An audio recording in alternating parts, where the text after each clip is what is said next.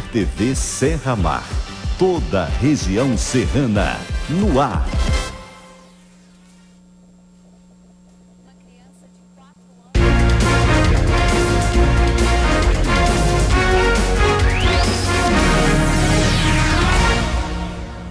O número de mortos passa dos 730, ainda há centenas de desaparecidos nas cidades atingidas pela chuva na Serra. E você vai ver ainda.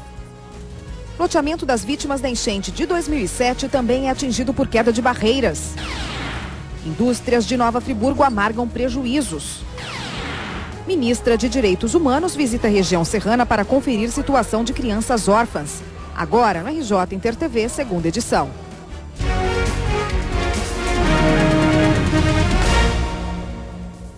Olá, boa noite. Hoje não choveu em Nova Friburgo e com um tempo mais seco, a limpeza da cidade, tanto as buscas pelos corpos que ainda estão soterrados, seguem em ritmo mais acelerado. Até agora já foram encontrados 445 corpos. Vamos falar ao vivo com Luciana Tomás, que está na cidade. Boa noite, Luciana. Quantas pessoas ainda estão desaparecidas aí na cidade? Tem esse número? Boa noite, Érica. Olha, infelizmente nem os bombeiros sabem dizer ainda quantas pessoas faltam ser resgatadas dos escombros. Hoje, cerca de 200 homens trabalharam em 4 áreas de Nova Friburgo, principalmente na região mais afetada, que foi ali Conselheiro Paulino, Jardinlândia, Campo do Coelho, Córrego Dantas. Eles estão trabalhando, tentando recuperar essas pessoas que ainda estão soterradas, para que os parentes possam pelo menos enterrar e ficar mais tranquilo. E olha, hoje à tarde nós ficamos sabendo que nem os moradores que já perderam tudo em enchentes passadas e moram hoje em casas construídas pelo governo foram poupadas. No loteamento Lagoa Seca, que abrigam as vítimas da chuva de 2007, 4 casas desabaram. Já na entrada do loteamento é possível ver o estrago que a chuva fez. O Lagoa Seca está isolado e por aqui os moradores estão sem água há pelo menos 7 dias. Como é que problema de pressão alta, problema de coração, ela também só de idade.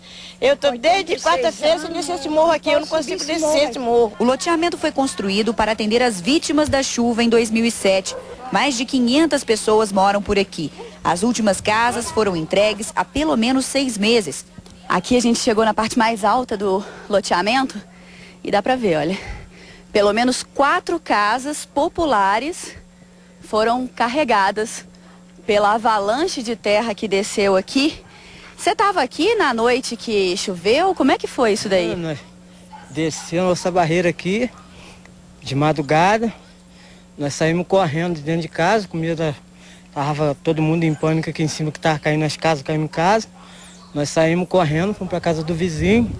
Dormimos numa casa do vizinho também. Por conta da falta de acesso, os moradores não estão conseguindo receber água nem por um caminhão-pipa. O percurso para conseguir um galão é bem puxado. Você estava carregando esse galão de água daqui até onde? Lá do lado da alface lá. Mais ou menos quanto tempo você andou para buscar água? 40 minutos. Como que nós vamos socorrer uma pessoa de madrugada se houver uma outra chuva pela mata? Vocês estão vendo, é o caminho que a gente tem, essa mata. Nós estamos precisando urgente ser liberado aqui, que a situação aqui está difícil.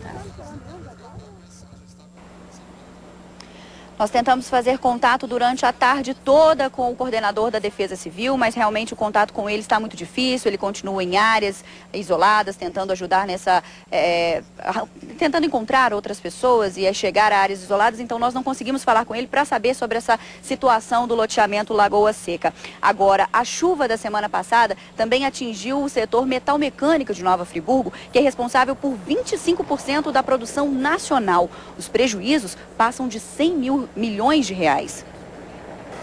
Uma semana de limpeza não foi suficiente para retirar toda a lama e água que invadiram esta fábrica e alcançaram mais de 1 metro de altura. Matéria-prima e máquinas foram perdidas. Esta, de tecnologia de ponta, foi comprada há apenas um mês.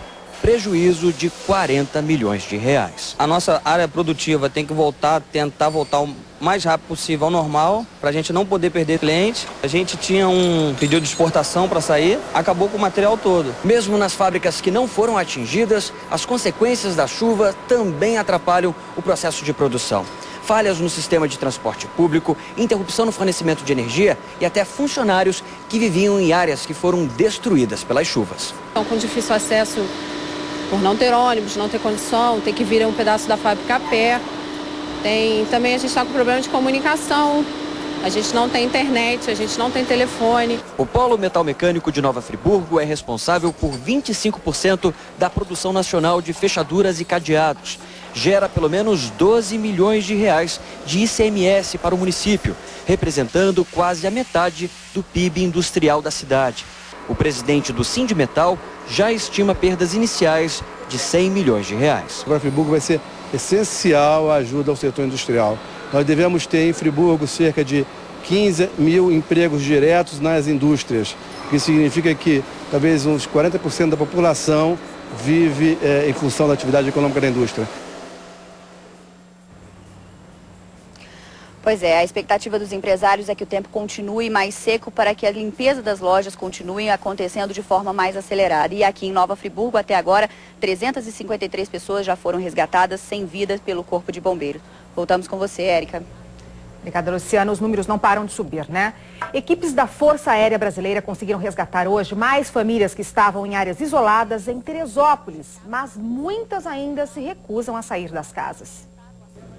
É nesta central que os trabalhos são definidos. Primeiro, as áreas de difícil acesso são identificadas nos mapas. O movimento de helicópteros é intenso aqui no Parque de Exposições em Itaipava. A todo instante, militares partem para uma missão, onde o principal objetivo é encontrar pessoas que ainda estão em áreas isoladas de difícil acesso. Pelo menos 15 missões são realizadas em um único dia. Esta equipe retornou depois de localizar mais 25 moradores isolados. Ninguém quis deixar o local, mas todos receberam alimento, água e atendimento médico.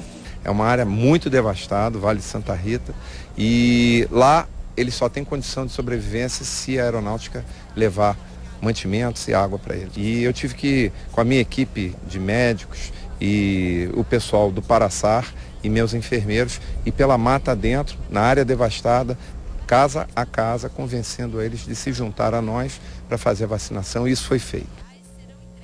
A região norte, que também enfrenta essas cheias todo ano, se mobiliza para arrecadar donativos para as vítimas da chuva na Serra. Vamos falar com Catiana Rodrigues, que está em Campos. Boa noite, Catiana. Quais cidades estão arrecadando as doações?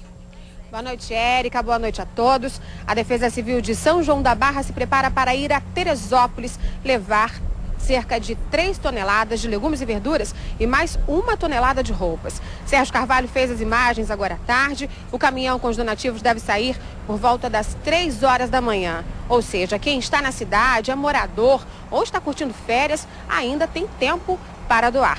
É só comparecer à sede da Defesa Civil na rua Barão de Barcelos, 88, centro da cidade. Lá, os funcionários estão 24 horas esperando os donativos. A lista de campos também é extensa, está no nosso site. Entre lá e confira em 360.com.br. Érica.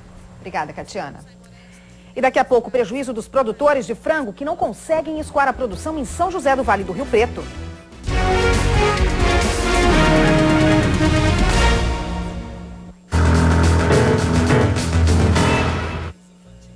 Primeiro foi a enchente, agora o isolamento. Produtores rurais de São José do Vale do Rio Preto convivem com estradas devastadas e pontes destruídas. Os criadores não conseguem escoar a produção.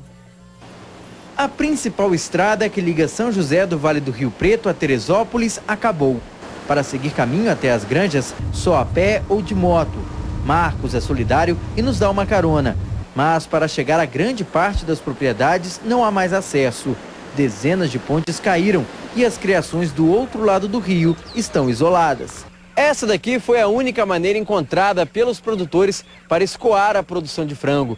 Uma balsa precisou ser improvisada para transportar as aves da granja e levá-las para outro lugar, onde possam ser alimentadas. Ao todo, 50 mil frangos foram transferidos da granja dos irmãos Gilberto e Vanderlei.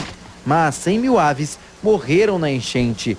2 galpões estão destruídos. Lutou tanto para conseguir o que está aí, perdido em 10 minutos. É triste, mas tocar a vida para frente. Vamos ver se a gente tem alguma ajuda aí do governo, alguma coisa para a gente poder ver se reconstrói isso de novo.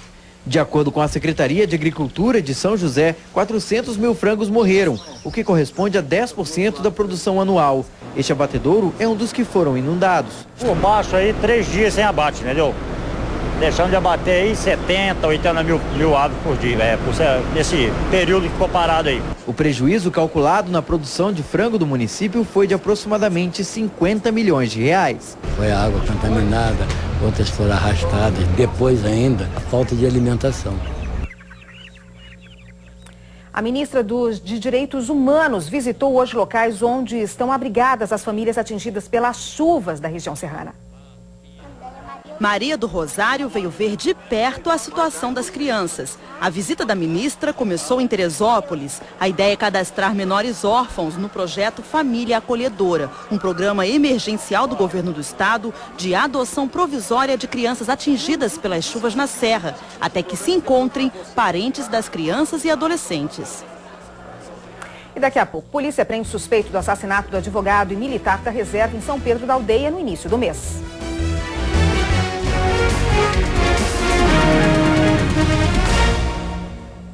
Duas lojas pegaram fogo hoje no bairro Jardim Carioca, em Guarus, distrito de Campos. O Corpo de Bombeiros foi acionado e controlou as chamas. As lojas ficaram destruídas. Uma perícia vai ser feita no local para determinar as causas do incêndio. E o Ministério Público denuncia traficantes em São Pedro da Aldeia.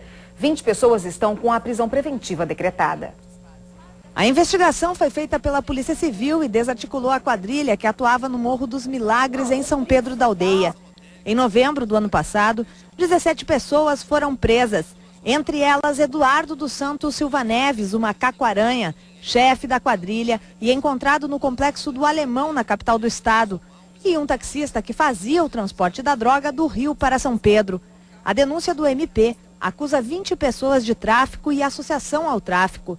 3 dos denunciados estão foragidos. As próprias apreensões de drogas com o usuário, desde dessas prisões todas, já deu uma caída.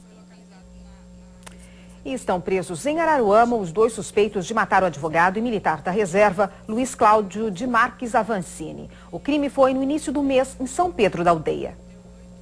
Luiz Cláudio foi encontrado morto e com o corpo queimado dentro de casa no bairro Colina. Do advogado e militar da reserva foram levados objetos pessoais e armas de uma coleção particular. Essas armas e alguns objetos foram encontrados em Búzios com Cristiano dos Santos Godinho e Júlio César Lousada, ambos de 24 anos e com antecedentes criminais. O inquérito sobre o latrocínio, roubo seguido de morte, deve ser concluído em 30 dias. Começou hoje o Campeonato Carioca 2011. Abrindo a disputa, o Boa Vista de Saquarema empatou em 1-1 com o América em casa. O jogo terminou há pouco. Amanhã o Americano recebe o Nova Iguaçu e Macaé recebe a Cabofriense. A tabela do Carioca está no nosso portal Win360. Boa noite para você e até amanhã.